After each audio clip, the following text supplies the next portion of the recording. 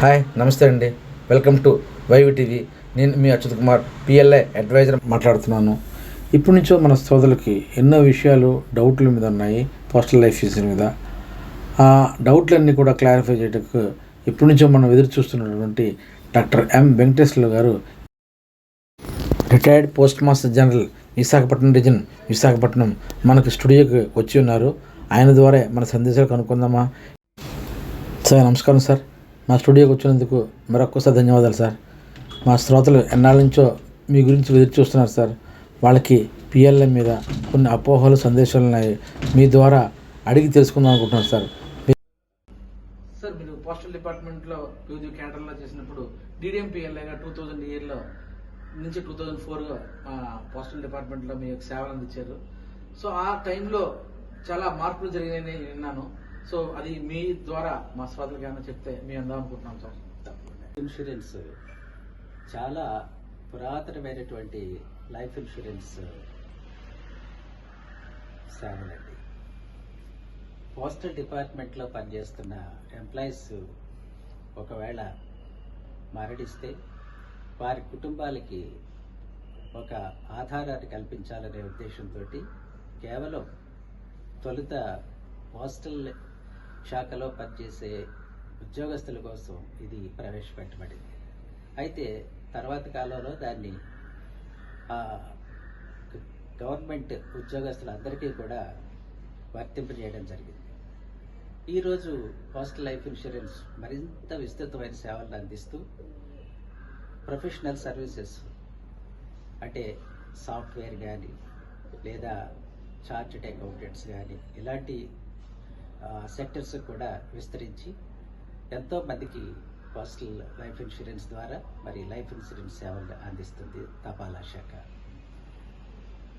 ఇక నేను postal life ఇన్సూరెన్స్లో మొదటిసారిగా జాయిన్ అయినప్పుడు డిడిఎం పిఎల్ఐగా కంబైన్డ్ ఆంధ్రప్రదేశ్లో పనిచేయటం జరిగిందండి. అప్పుడు కేవలం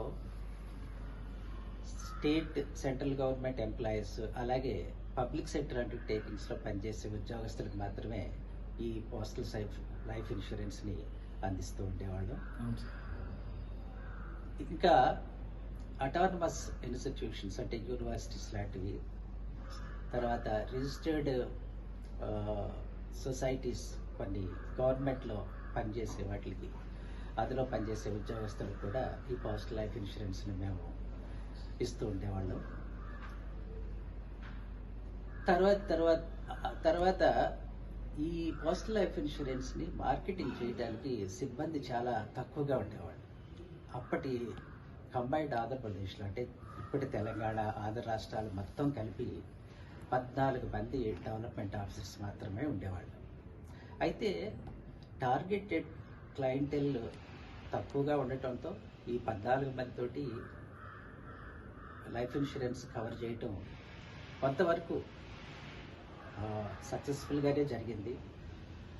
అయితే రాను రాను ఈ తపాలా జీవిత బీమాని విస్తృతం చేయడం వల్ల మరి మార్కెటింగ్ స్టాఫ్ని అంటే సేల్స్ ఫోర్స్ని ఇంక్రీజ్ చేయాలని ఒక ఆలోచనతో నేను డిడిఎం పిఎల్ఐగా జాయిన్ అయ్యాను.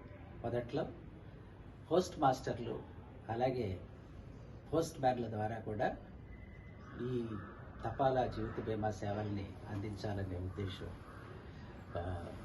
ఉద్దేశంతో మరి వారిని కూడా లైఫ్ ఇన్సూరెన్స్ శాఖలో ట్రైనింగ్ ఇచ్చి ఈ సేవల్ని విస్తృతం చేయడం జరిగింది. అలాగే అప్పుడప్పుడే ఈ కంప్యూటరీకరణ కూడా జరిగింది పోస్టల్ లైఫ్ ఇన్సూరెన్స్లో. అయితే ఇది ఒక స్టాండ్ అలోన్ సిస్టమ్గానే ఉండేది. దాంతో కొంతవరకు సేవల్లో తపాలా జీవిత బీమా సేవల్ని కస్టమర్స్కి సులభంగా అందించేవాళ్ళం. అయితే కొన్ని ఇబ్బందులు అప్పటికి కూడా ఉండేవి. ఏంటంటే లెడ్జర్ మెయింటెనెన్స్, అంటే ఈ కస్టమర్స్ పే చేసినటువంటి premium installments ledgers up to date ఉండేవి కావు. ఎందుకంటే అవి మాన్యువల్గా మెయింటైన్ చేసేవారు. చాలా క్రెడిట్స్ మిస్ అవుతూ ఉండేవి. అంటే కస్టమర్స్ ఎక్కడో ఒక మారుమూల పోస్ట్ ఆఫీస్లో కట్టినటువంటి ప్రీమియం ఇన్ఫర్మేషన్ త్వరితగతిన ఈ పోస్టల్ లైఫ్ ఇన్సూరెన్స్ హెడ్ క్వార్టర్స్కి, అంటే హైదరాబాద్లో, అప్పట్లో హైదరాబాద్లో ఉండే సర్కిల్ ఆఫీస్ అంటాం, పోస్టల్ సర్కిల్ ఆఫీస్కి వచ్చేవి కావు. అలాగే వచ్చిన వాటిలో కూడా చాలా తప్పులు ఉండడంతో మరి ఈ క్లెయిమ్స్ విషయంలో చాలా జాప్యం జరుగుతూ ఉండేది. ఆ జాప్యాన్ని తగ్గించడం కోసం మరి అప్పట్లో నేను కొంత ప్రయత్నం చేశాను. ఉన్న క్లెయిమ్ సెటిల్మెంట్ పద్ధతిని దానిలో కొన్ని మార్పులు చేర్పులు చేసి మరి చాలా వరకు ఆలస్యాన్ని తగ్గించి కేవలం ఒక వారం రోజులు 10 రోజుల్లో ఆ క్లెయిమ్స్ సెటిల్ అయ్యేటట్టు చేయడం జరిగింది.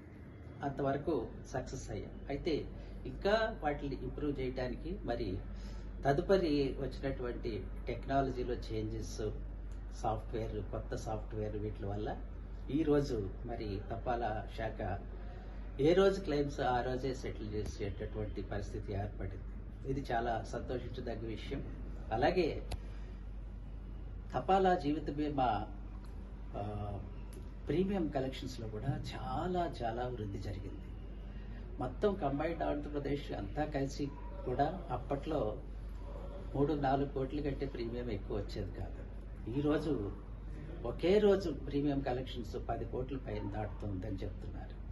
ఇది చాలా మంచి శుభ పరిణామం. ఎందుకంటే తపాలా శాఖ అనగానే ప్రజల్లో ఒక నమ్మకం, అలాగే తపాలా సేవలు అతి తక్కువ చేరువలో, అతి తక్కువ దూరంలో ప్రజలకు చేరువలో ఉంటాయి. కాబట్టి ఈ